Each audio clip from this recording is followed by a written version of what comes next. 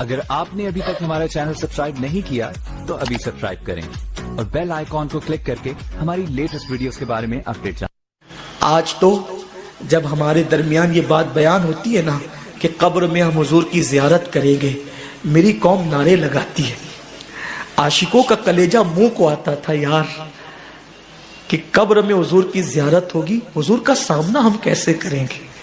اتنے پاپ کرتے ہیں، حضور کا دل دکھاتے ہیں، حضور کو اذیت پہنچاتے ہیں۔ اگر حضور کا سامنا ہو گیا اتنے قریب سے، 2 گز زمین ہے، حضور کا اتنے قریب سے سامنا ہو گیا اور حضور نے یہ فرمایا، غدار عشق کا میرے دعویٰ کرتا تھا اور یہود و نصارہ کے طریقے پہ زندگی گزارتا تھا اور منہ پھیر کر کے چلے گئے، بتاؤ کہاں جاؤ گے؟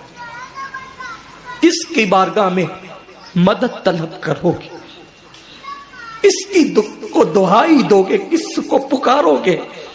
سب نے صف محشر میں للکار دیا ہم کو، اے بے کسوں کے آقا اب تیری دعائی ہے۔ ارے عاشقوں کی طبیعت تو یہ تھی کہ پیر نصیر الدین نصیر کہتے ہیں، شرم اسیاں سے نہیں سامنے جایا جاتا، یہ بھی کیا کم ہے تیرے شہر میں آئے ہوئے۔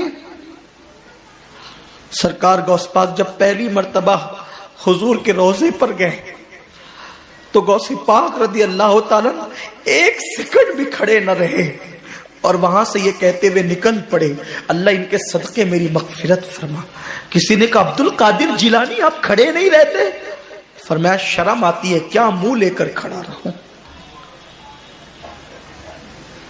جس نے 40 سال تک کے عشاء کے وضو سے فجر کی نماز پڑھی، وہ کہتے کیا منہ لے کر کھڑا رہوں؟ اور ہم قبر میں زیارت کی بات سن کر نعرے لگنے بھی چاہیے، لیکن یہ احساس تو ہو ہم نے کیا کیا ان کی خوشی کا کام، وہ کون سا جرم ہے، وہ کون سا گناہ ہے، وہ کون سا پاپ ہے جو ہماری زندگیوں کے اندر موجود ہے۔ مسلمانوں اگر آپ برا نہیں مانے، کتا ہم سے بازی لے گیا، کم سے کم وہ کتا ہو کر اس نے کبھی اپنے کسی عمل سے نبی کا دل نہ دکھایا۔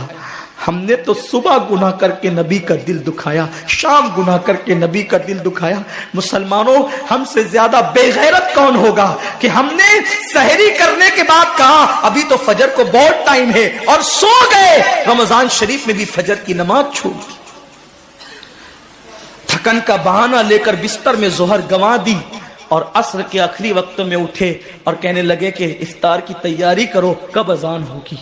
یہ اپنی دن اور اپنی راتیں ہیں، ہائے کیسی غفلت ہے، کس بلا کی میں سے ہے سرشار ہم، دن ڈھلا ہوتے نہیں